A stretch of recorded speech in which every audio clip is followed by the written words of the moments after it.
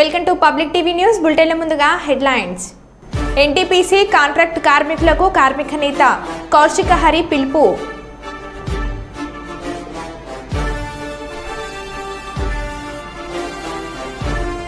Srisailam tollgate సమీపంలో చిరుత సంచారం.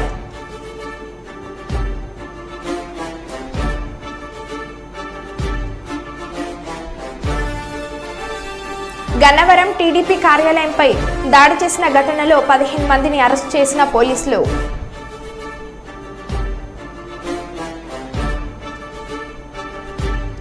Priya nursing హోంపై TDP నేతల దాడి.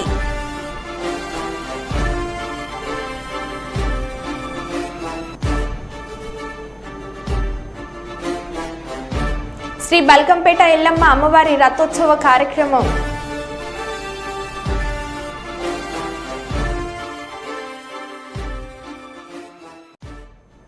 ఇక వివరాల్లోకి వెళ్తే, పోలీసుల దాడిలో గాయపడి హాస్పిటల్లో చికిత్స పొందుతున్న జీ న్యూస్ రిపోర్టర్ శ్రీ చరణ్ను ఫోన్లో పరామర్శించి జర్నలిస్టుల మీద జరిగిన పోలీసుల దాడిని ఖండించిన బీఆర్ఎస్ వర్కింగ్ ప్రెసిడెంట్ కేటీఆర్.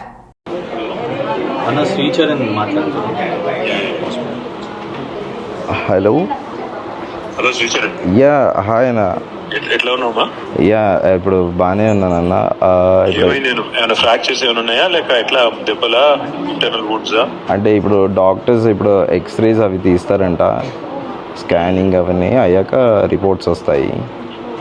అదే మనం చూసిన వీడియో చూసిన. Very very sorry, unfortunate, truly unfortunate. I also condemned it. అందరం కూడా మా పార్టీ నుంచి కూడా ఖండించాం. కాకపోతే అదే వద్దాం అనుకున్నాను, నేనేమో దూరంలో ఉన్నాను తమ్ముడు. We are all with you. Last 10 years, గత 10 సంవత్సరాలు ఎలాంటి ఇట్లాంటి జరగలేదు. ఇట్లాంటి జరగడం అనేది నిజంగా కూడా మంచిది కాదు. Only thing is I just wanted to express solidarity. Thank you. We're all with you Charan. Thanks for your concern అన్న. Thank you so much. కొద్దిగా మీరు వచ్చిన తర్వాత, డిశ్చార్జ్ అయిన తర్వాత నేను కలుస్తాను. లేదంటే ఒకవేళ after the reports come let me know. Krishank ఉంటాడు. After the reports come let me know. If there anything I need to do చెప్పండి. హాస్పిటలైజేషన్ కానీ ఇంకా బెటర్ ట్రీట్మెంట్ కానీ ఎనీథింగ్ ఇస్ నీడెడ్. షూర్ అన్న. Thank you Charan. Thank you అన్న. Thanks for your concern. Thank you. Bye. Gannavaram TDP కార్యాలయంపై దాడి చేసిన ఘటనలో 15 మందిని అరెస్ట్ చేసిన పోలీసులు. మెడికల్ టెస్టు అనంతరం 15 మందిని గన్నవరంలోకి అదనపు జూనియర్ సివిల్ జడ్జి కోర్టుకు హాజరుపరిచిన పోలీసులు. ఈ కేసులో ఉన్న వారికి కోర్టు రిమాండ్ విధిస్తారా, పూచీకత్తుపై బెయిల్ ఇప్పిస్తారా అనేది తెలియాల్సి ఉంది.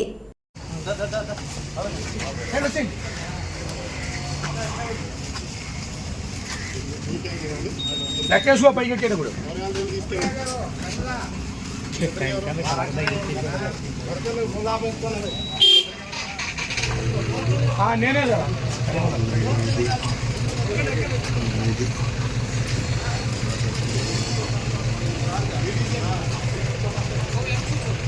బుక్ తీసుకురా. నీకు వెనక బుక్ తీసుకురా. లెక్క పెట్టుకోవా?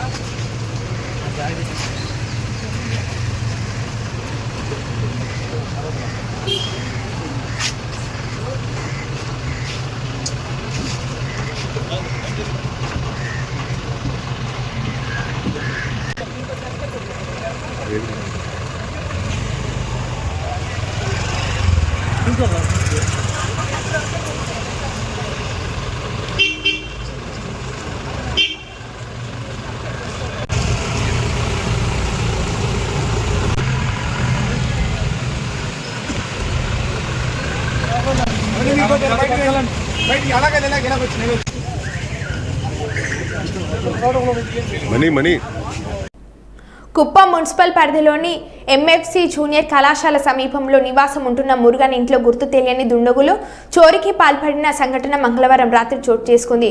మురుగన్ కల్పన దంపతులు పెళ్లికి వెళ్లి వచ్చి చూడగా తలుపులు తెరుచుకొని ఉంది. ఇంట్లోని 20,000 రూపాయల నగదును, సుమారు 6 గ్రాముల బంగారాన్ని దుండగులు దోచుకెళ్లినట్లు బాధితులు మురుగన్ కల్పన దంపతులు ఆవేదన వ్యక్తం చేశారు. ఇంట్లోని వస్తువులంతా దగ్నం చేశారని వాపోయారు.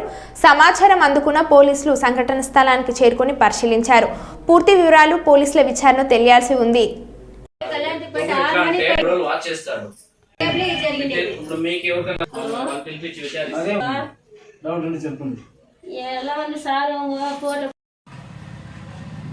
అడగండి.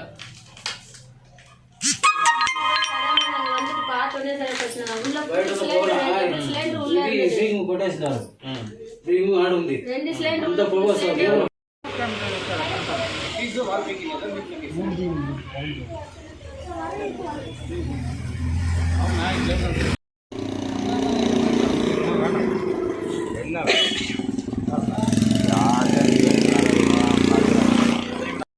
நடுக்கு நீ யாருக்கு போய் தெரியும் அதான் இந்த மாதிரின்னு சொல்லிட்டு எல்லாருமே இது பண்ண சொல்லிட்டு வந்துட்டு உடனே ஒரு சொல்லிட்டு ஸ்டார்ட் பண்ணுது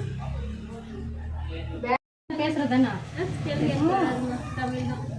வாய்ஸ் கேட்கணுமாமே அங்கிருந்து வந்து உள்ளவா பெஞ்சிலிருந்து எல்லாம் அப்படி பண்ணிக்கிறாங்களே இவங்களுக்கு என்ன வரும் பாவம் சொல்லுங்க வாடி ஊரில் இருக்குது அந்த அம்மா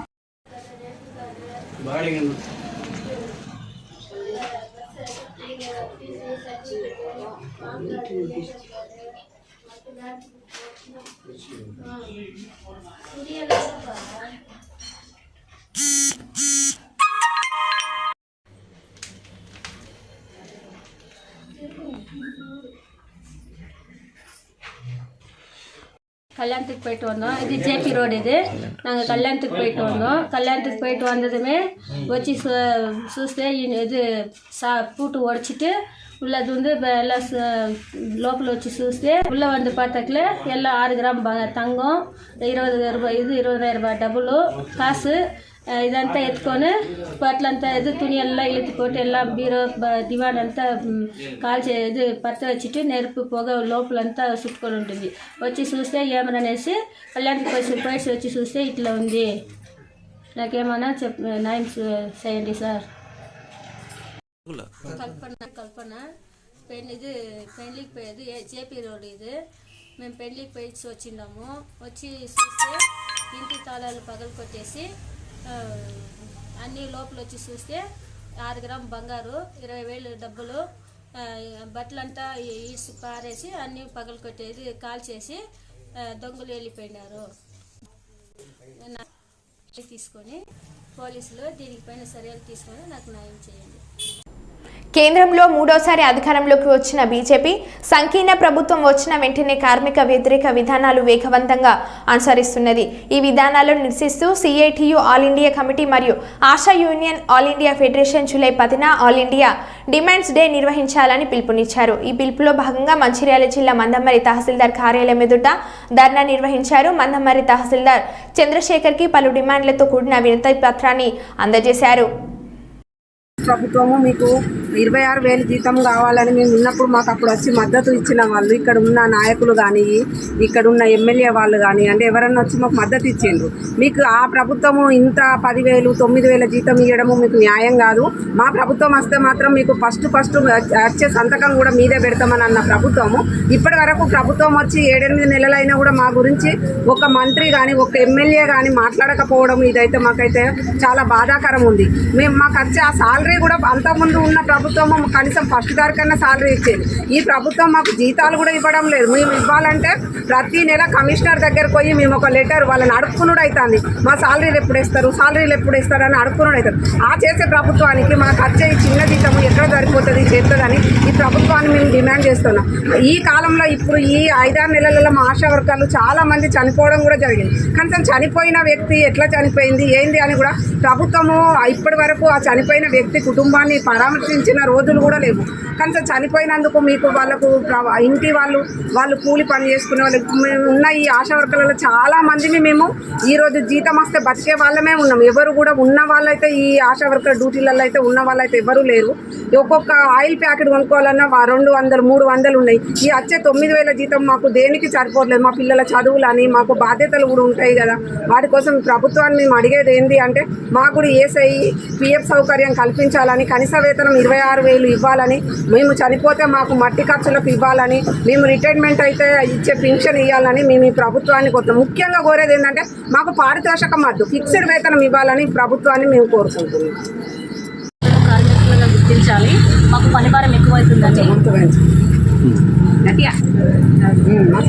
ఆశా వర్కర్లను కార్మికులకు గుర్తించాలి. మాకు పనిభారం ఎక్కువవుతుందండి. అంతకుముందు ప్రభుత్వం ఉన్నప్పుడు పనిభారం ఎక్కువ ఉంది. ఈ గవర్నమెంట్ వచ్చిన తర్వాత ఏమైనా తగ్గుతుంది అనుకుంటే ఇంకింత ఎక్కువ అయిపోయింది. అసలు రెస్ట్ లేదు, ఫోన్కి అయితే రెస్ట్ లేదండి. నాన్ స్టాప్ ఆన్లైన్ అంటారు, అది టార్గెట్ అంటున్నారు, అది అంటున్నారు, ఇది అంటున్నారు. రెస్ట్ లేదు ఫోన్లకైతే. ఏ టైంలో ఫోన్ వస్తుందో మాకే తెలుస్తలేదు, నిద్ర అనేది అసలు ఉండలేదు. దయచేసి ఈ టార్గెట్ కూడా మాకు తీసేయాలి. ఇంకోటి ఏంటంటే మాకు పారితోషిక మద్దు ఖచ్చితంగా ఫిక్స్ వేతనం కావాలి. ఇప్పుడు రీసెంట్గా ఎగ్జామ్స్ అని అంటున్నారు, మరి ఆ ఎగ్జామ్స్ ఏంటో కూడా మాకు అర్థం కావట్లేదు. ఏం రాయాలో కూడా మాకు తెలీదు.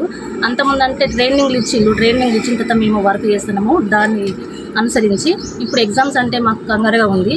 ఆ ఎగ్జామ్స్ని కూడా రద్దు చేయాలని కోరుకుంటున్నాను. ఖచ్చితంగా ఫిక్స్ వేతనం మాత్రం ఖచ్చితంగా కావాలని కోరుకుంటున్నాను. రాష్ట్ర అధికార ప్రతినిధి బీజేపీ ఓబీసీ మోర్చా నేత రంగుల శంకర్ మాట్లాడుతూ జవహర్లాల్ నగర్ చెత్త డంపింగ్ యార్డ్ విషయంలో మొద్దు నిద్రపోతున్న రేవంత్ రెడ్డి, కాంగ్రెస్ ప్రభుత్వం మరియు Jawaharlal Nagar municipal corporation mayor, deputy mayor, commissioner, అధికారులు మరియు పాలకులు ఇంటి ట్యాక్స్ వసూళ్ల విషయంలో, తాయి బజార్ వసూళ్ల విషయంలో ఎవరైనా నీటి బిల్లు చెల్లించకపోతే పార పట్టుకొని నల్ల కలెక్షన్ తీసేస్తామంటూ బెదిరించే విషయంలో, ఇల్లు కడితే ఇండ్ల పర్మిషన్ కోసం తిరిగి చిత్తశుద్ధి జవహర్ నగర్ ప్రజల ఆరోగ్యం పైన మరియు జవహర్ నగర్ రహదారి గుండా చెత్త బండ్లు వెళ్లవద్దు అని ఆపే చిత్తశుద్ధి లేకపోవడం కాంగ్రెస్ పాలకులకు సిగ్గుచేటు. మల్కాజ్గిరి, మేడ్చల్ నుంచి గెలిచిన రేవంత్ రెడ్డి ప్రజల ఆరోగ్యంపై ఎందుకింత చిన్న చూపు? ఏదైనా national green tribunal court order ప్రకారం సిటీ నలుమూలల నుండి డంపింగ్ యార్డులను ఏర్పాటు చేసి వెంటనే ఇక్కడ ఉన్న చెత్తను తీసివేయాలని రాష్ట్ర బీజేపీ పార్టీ ఆధ్వర్యంలో కాంగ్రెస్ పార్టీని హెచ్చరిస్తున్నాము. లేని పక్షాన రాష్ట్ర బీజేపీ పార్టీ డంపింగ్ యార్డ్పై ధర్నా చేస్తామని హెచ్చరిస్తున్నామని అన్నారు. ఇక్కడ ప్రజల ఆరోగ్యాలతోని, ప్రజల జీవితాలతో, దాదాపు 10 లక్షల మంది ప్రజల జీవితాలతోని చెలగాటమాడుతుంది కాంగ్రెస్ ప్రభుత్వం. కాబట్టి ఇగో డ్రోన్లతోని షో అంతా ఈ విధంగా ఉంది కాంగ్రెస్ ప్రభుత్వం. ఇది మెయిన్ రోడ్ పక్కకే. ఇప్పుడు చెత్త కుక్కలు అన్నీ తిరిగి యాక్సిడెంట్లు అయితే చాలామంది వచ్చే అవకాశం కూడా ఉంది. కాబట్టి ఇప్పటికైనా నాయకులు, పాలకులు స్పందించాలి. ఏవైతే సిటీలో నలుమూలలో 4 మినీ డంపింగ్ యార్డ్లు ఏర్పాటు చేయాలి. లేకుంటే వీలైన తొందరలో బీజేపీ పార్టీ అర్థంలో దీనిపైన పెద్ద ధర్నా చేస్తాం. నువ్వు ఎంపీగా ఉన్నప్పుడు ఏమన్నావు? ఇదే డంపింగ్ యార్డ్ గురించి నేషనల్ గ్రీన్ ట్రిబ్యునల్ నేను కొట్లాడి ఈ డంపింగ్ యార్డ్ తీపిస్తా అన్నావు. పార్లమెంట్లో డంపింగ్ యార్డ్ నుంచి మాట్లాడినావు. మళ్ళీ నువ్వు సీఎం అయినాక నీకు పోస్ట్ లేదా? మళ్ళీ నీకు ఇంత కూడా చిత్తశుద్ధి లేదా? ఈ డంపింగ్ యార్డ్ పరిస్థితి ఏంది? ఇవాళ తడి చెత్త, పొడి చెత్త అని సిటీలో డబ్బాలు పెట్టి ఇవాళ చెత్తను తీసుకొచ్చి ఇష్టం వచ్చిన పడేసి ఎంతమంది ప్రాణాలతో చెలగాటమాడుతున్నారు. మాకు చుట్టుపక్కలున్న గాలి, నీరు, వాతావరణం మొత్తం కాలుష్యం అయిపోతుంది. మా ప్రాణాలతో చెలగాటమాడే హక్కు మీకు ఎవరిచ్చిర్రు? టీఆర్ఎస్ ప్రభుత్వం ఈ విధంగా చేసి మా జవహర్ నగర్ కానీ చుట్టుపక్కల దాదాపు 10 కిలోమీటర్ల వరకు 15 లక్షల పైన ప్రజలు తీవ్ర ఆరోగ్య సమస్యలు ఎదుర్కొంటున్నారు. ఇప్పుడు నువ్వు కళ్ళబొల్లి మాటలు చెప్పి ఇక్కడ తెలంగాణలో కాంగ్రెస్ ప్రభుత్వం వచ్చినాక నేను అది చేస్తా, ఇది చేస్తా అని చెప్పేసి నీ ఘనకార్యం చూడు ఏం చేస్తున్నావో. చెత్తను తెచ్చి అట్లా పడేసి ఇలా రోడ్లతో కెమికల్ చల్లుకుంటా మా ప్రజలు చెలగాటం ఆడుతున్నావు. ఏవైతే టీఆర్ఎస్ ప్రభుత్వాన్ని గది పట్టిందో అంతకైనా ఘోరమైన పరిస్థితికి వస్తుంది. ఇక్కడ ఉన్న మేయర్, డిప్యూటీ మేయర్ మీకు సిగ్గుశరం ఉండాలి. మీరు ప్రజల కోసం పనిచేస్తుర్రా? మీరు మీ ఆస్తులు కాపాడుకొని పనిచేస్తుర్రా? ఇప్పుడు ఎవరైతే కొత్త మేయర్ ఏదో శాంతి కోటేజీగాడని ఒక డిప్యూటీ మేయర్, ఆయన అయితే ఎన్నో రోజులు జవహర్ నగర్ పట్టిన శని ఇప్పటికి కూడా ఇటువంటి సమస్య వల్ల స్పందిస్తలేరు. ఇప్పుడు వచ్చిన కమిషనర్ ఉండు, ఆయన ఇల్లులు కడితే ఇల్లు గారు పోతుండు, ట్యాక్సీల కోసం బ్యానర్లు కడుతుండు. మళ్ళీ ఇవాళ జవహర్ నగర్లో ప్రజలు ఇంత సమస్యలు ఎదుర్కొంటే మీకు చెల్లమని లేదా? అంటే మీరు ప్రజల కోసం రాజకీయం చేస్తుర్రా? ప్రజల కోసం మీరు అధికారులు ఉందా? కమిషనర్ కూడా ప్రజల కోసం మీరు ఆ పదవులు అనుభవిస్తున్నా, లేకపోతే మీ స్వార్థ రాజకీయం కోసం మీరు పనిచేస్తున్నారో చెప్పాలి. ఖబర్దార్, మీకు ఒకటే హెచ్చరిస్తున్నాం. ఈటలన్నా కూడా చెప్పిండు ఇంతకుముందుకు ఎలక్షన్కి వచ్చిన తర్వాత దీనిపై స్పందిస్తా అని చెప్పేసి. ఇప్పుడు బీజేపీ పార్టీ నుంచి ప్రారంభిస్తాం. వీలైన తొందరలో ఈ డంపింగ్ యార్డ్ భూతాన్ని ఇక్కడ తరిమికొట్టే విధంగా చేస్తాం. ఏదైతే కేటీఆర్ చెప్పిండో సిటీని నలుమూలలో మినీ డంపింగ్ యార్డ్ ఏర్పాటు చేస్తామని చెప్పేసి దానికి కట్టుబడి ఉండాలి. National green tribunal court order BJP ఏదైతే తెచ్చిందో దానికి కాంగ్రెస్ ప్రభుత్వం కట్టుబడాలి. లేకపోతే వీలైన తొందరలో బీజేపీ పార్టీ రాష్ట్ర ఆధ్వర్యంలో ఈ డంపింగ్ యార్డ్ దగ్గర పెద్ద ధర్నా చేస్తామని చెప్పేసి తెలియజేసుకుంటున్నాం.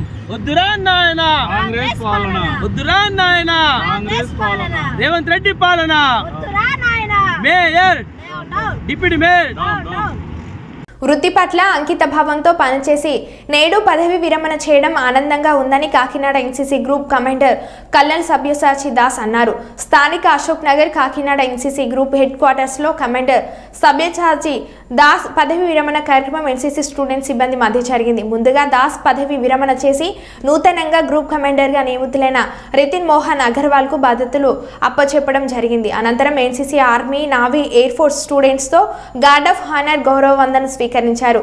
సిబ్బంది పుష్పమాలతో కమాండర్ దాస్ వారి సతీమణి పింకీ ప్రధాన్లకు పదవి విరమణ అభినందనలు తెలియజేశారు.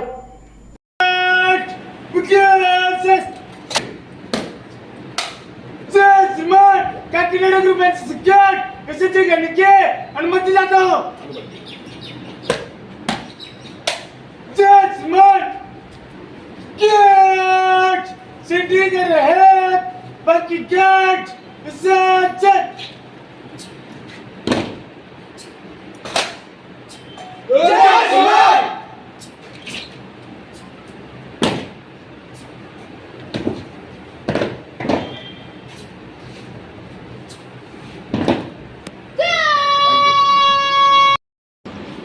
Thank you so much. Hands up.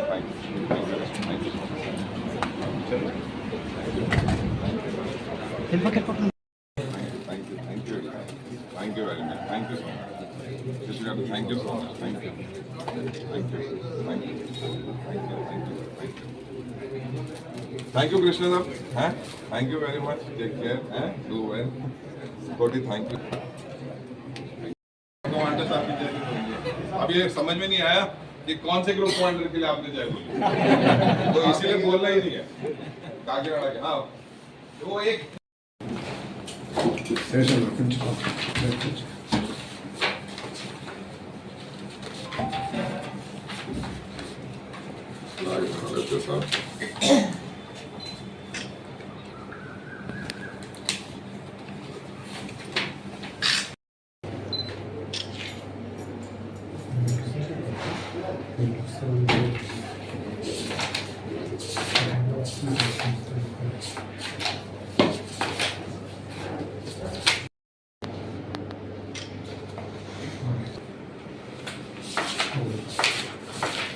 हो गया.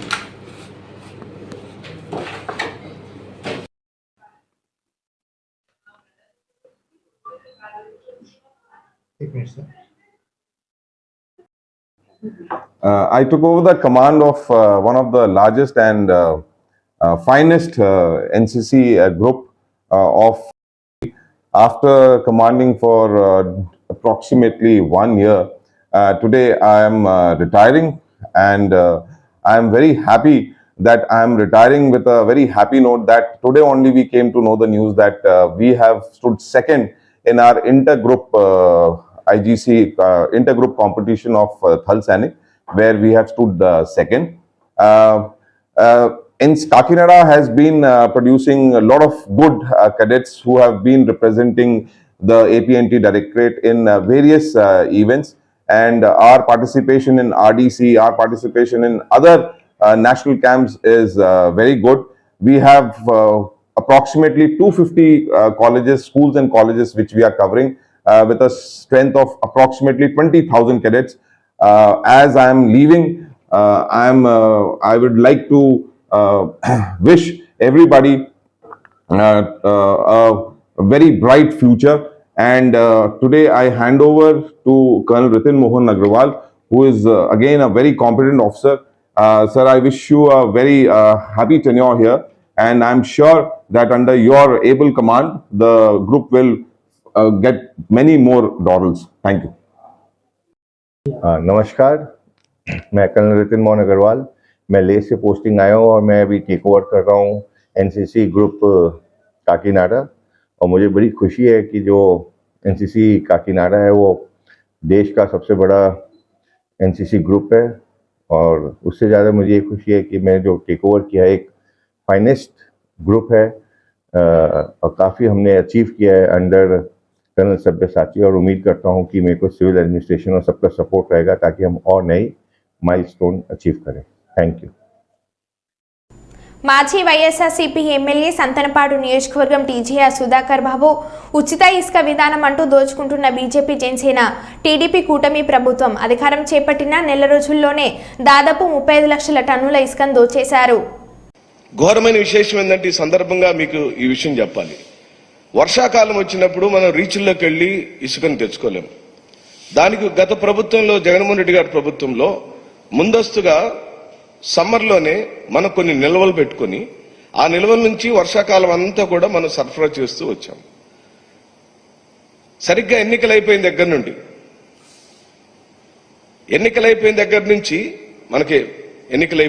నుంచి సమ్మర్లోనే ఉన్నాం, ఇప్పుడే వర్షాలు మొదలైనవి.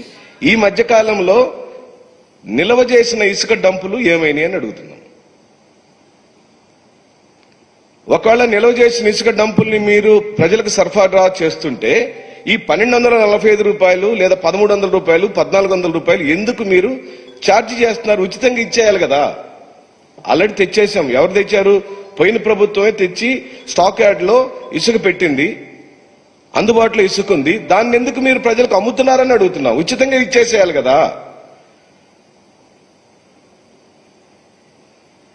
ఏదైతే ఆ ఛార్జెస్ అన్ని ఉన్నాయో అవన్నీ కూడా గత ప్రభుత్వంలో అది ప్రభుత్వం భరించి తీసుకొచ్చి స్టాక్ చేసినటువంటి ఇసుకని ఇప్పుడు ప్రభుత్వం ఉచితంగా సరఫరా చేయాల్సిన ఇసుకని డబ్బులు రేట్లు పెట్టి ఎందుకు అమ్ముతున్నారు మా ప్రశ్న. అలాగనే మా ప్రభుత్వం అయిపోయి మీ ప్రభుత్వం పవర్లోకి వచ్చినప్పుడు 80 లక్షల టన్నులు అందుబాటులో ఉందండి. మొత్తం రాష్ట్రం మొత్తం మీద 80 లక్షల టన్నుల ఇసుక స్టాక్ యార్డులలో అందుబాటులో ఉంది. ఇప్పుడు 45 లక్షల టన్నులు మాత్రమే ఉన్నట్టుగా ప్రభుత్వం చెబుతుంది.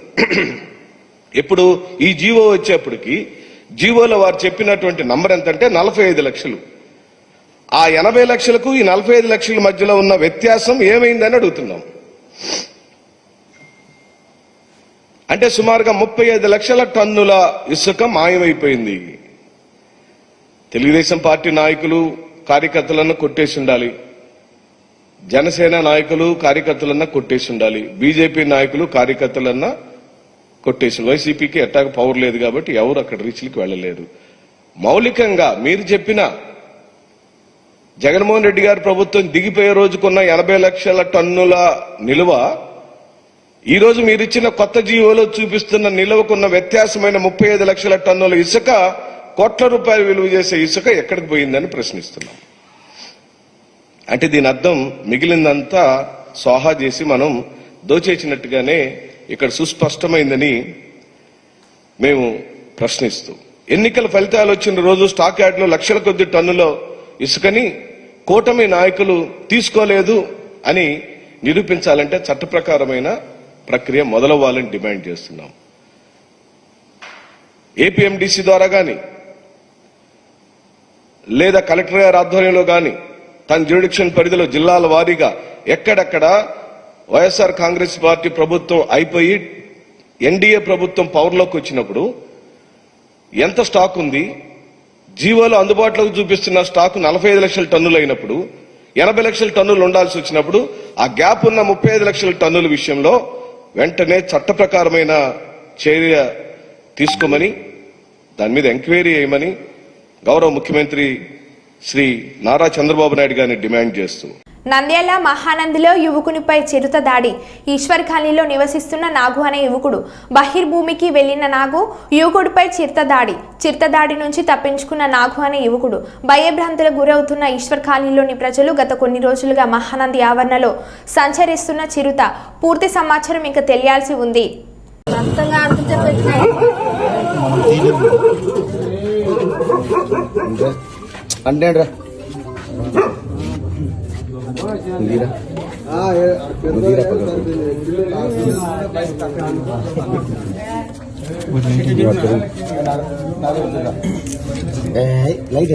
మరో బులెటిన్లో మళ్ళీ కలుద్దాం. Stay tune.